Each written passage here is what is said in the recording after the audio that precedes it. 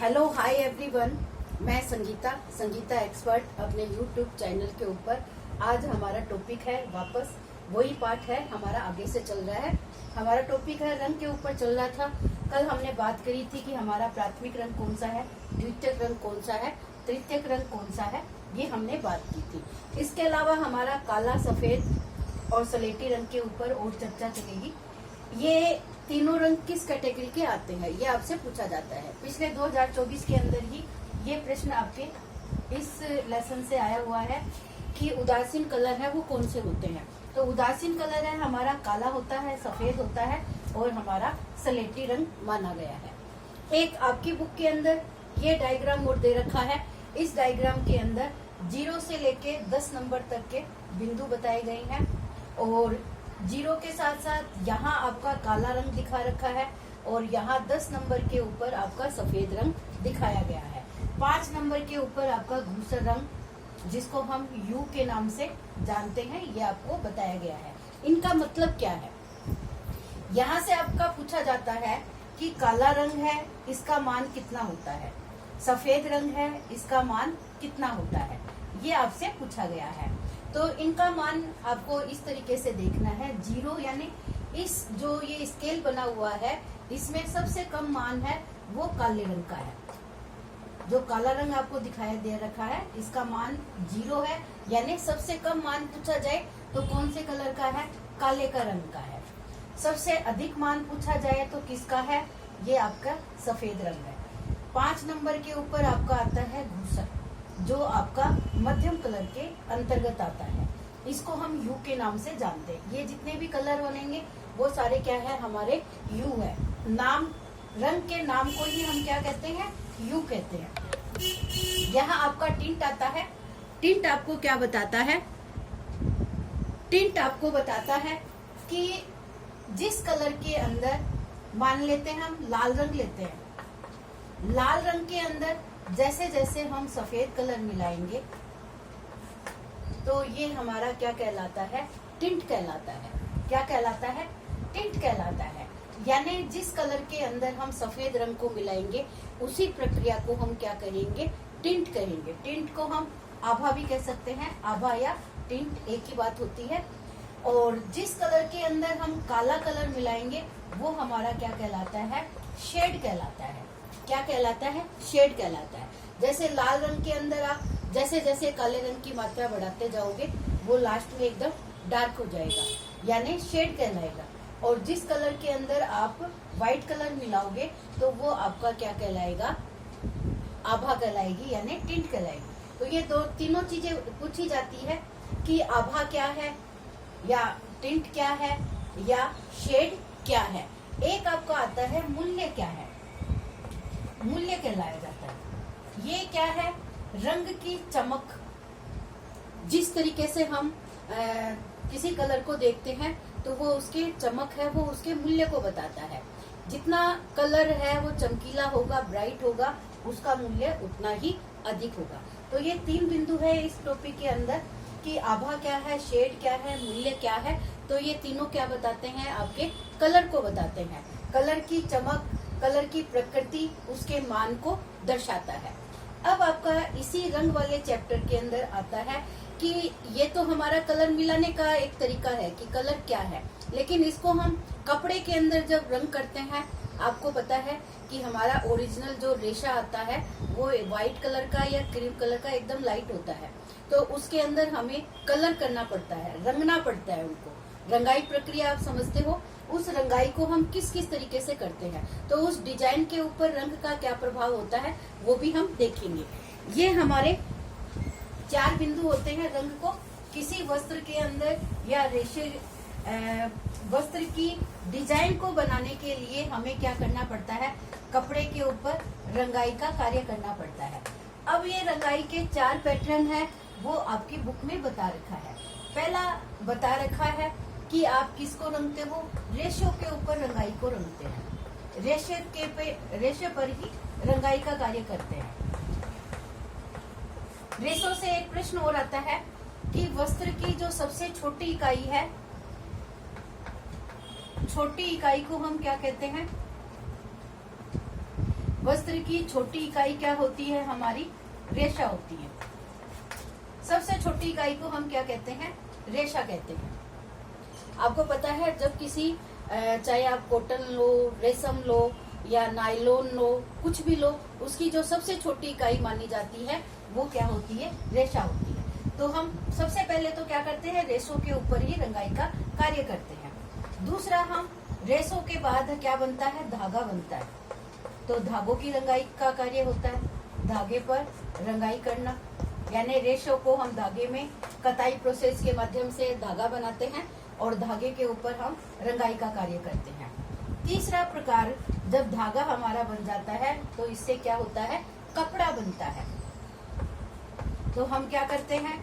कपड़े के ऊपर, कपड़े पर रंगाई कार्य करते हैं। आपने देखा है राजस्थान के अंदर जो रंगाई का सबसे बड़ा प्रचलन है वो वस्त्र के ऊपर रंगाई है, जिसको हम क्या कहते हैं? बंदेज कहते हैं। बंदेज प्रोसेस को देखते हैं। इसमें ये बांधकर कपड़े के ऊपर जो रंगाई का कार्य किया जाता है उसको हम क्या कहते हैं? बंदेज कहते हैं। तो ये कपड़े पर रंगाई है। चौथी प्रकार की जो रंगाई है वो कपड़े के ऊपर ही की जाती है, और ये कपड़े के ऊपर अलग अलग आप चित्रकारी करके, पेंटिंग करके कर सकते हो, ब्लॉक पेंटिंग कर सकते हो, ठप्पा पेंटिंग के माध्यम से आप उसको सजा सकते हो, या अलग अलग स्क्रीनिंग पेंटिंग की जाती है, या ब्रश के माध्यम से जो शेडेड पेंटिंग है वो कर सकते हो आप। तो अलग अलग कपड़े के ऊपर है वो रंगाई की प्रोसेस को हम देखते हैं। तो ये हमारे रंगाई जो प्रक्रिया है उसके अंदर कपड़े के ऊपर यानी वस्त्र के ऊपर हम जो रंगाई करते हैं ना, वो कैसे करते हैं ये हमें इसके अंदर देखना होता है। जो 4 तरीके से आपके बुक के अंदर है ये पैटर्न बता रखा है कि रेशों के माध्यम से रंगाई है वो किस तरीके से की जाती है, या धागों से रंगाई है वो कौन सी होती है, या फिर आपकी कपड़े के ऊपर रंगाई का कार्य है वो कौन सी प्रक्रिया का आता है, और कपड़े के ऊपर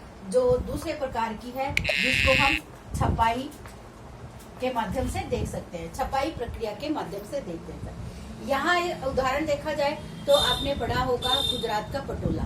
गुजरात का पटोला है वो रेशे के ऊपर रंगाई का ही सबसे मुख्य पैटर्न बताया गया है।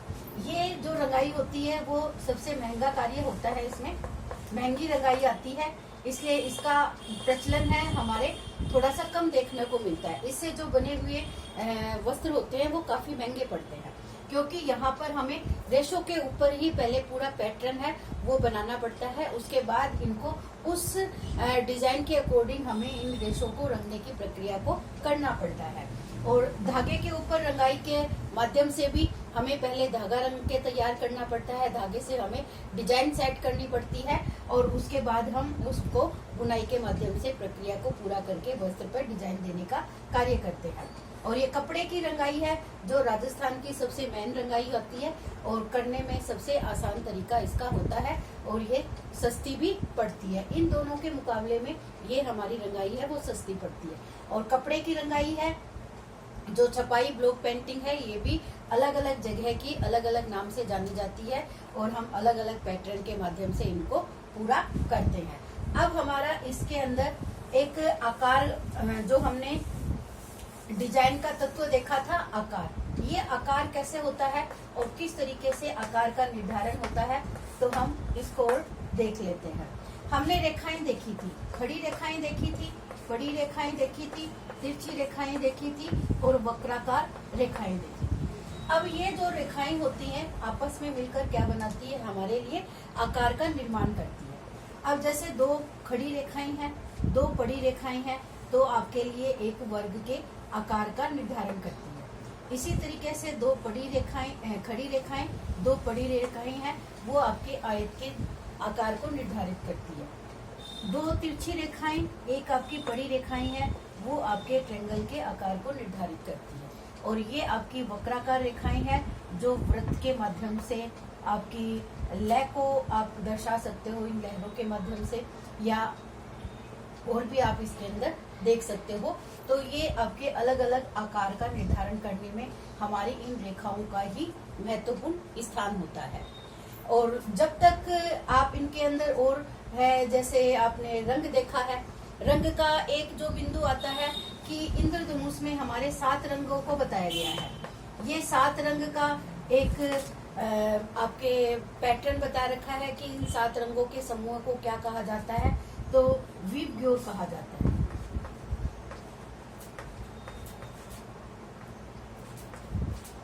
ठीक है, 1 2 3 4 5 6 7 विबग्योर इसका शॉर्ट में नाम है, जो याद करने का भी एक सिंपल सा तरीका है। आप इस तरीके से इन 7 रंगों को याद कर सकते हो।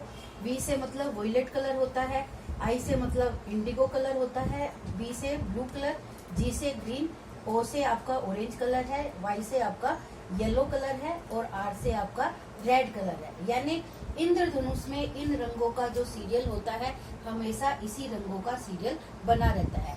तो ये आपके एक तो याद करने का जो तरीका होता है वो आपका एक इजी तरीका है। इनको इसी क्रम के अंदर आप इंद्रधनुष में रंगों को देख सकते हो। तो ये आपके इंद्रधनुष में रंगों का एक सही क्रम है, जिसको आपको इस शॉर्ट एक ट्रिक्स के माध्यम से आप इनको याद रख सकते हो। तो आज हमारा आपकी बुक का एक बिंदु है जो क्या कहलाता है, डिजाइन के तत्व, ये हमारा कंप्लीट होता है। इसके साथ एक खाली स्थान दे रखा है। तो खाली स्थान, जब तक आप डिजाइन के अंदर थोड़ा सा खाली स्थान नहीं रखोगे, डिजाइन का अट्रैक्शन है वो आपको ज्यादा बढ़ा हुआ नहीं दिखाई देगा, इसलिए खाली स्थान भी होना जरूरी होता है। तो इस तरीके से हमारा एक बिंदु आपके कला के तत्वों का पूरा होता है। अगली वीडियो में हम कला के सिद्धांत के ऊपर चर्चा करेंगे। आज के लिए इतना ही। All the best everyone, thank you.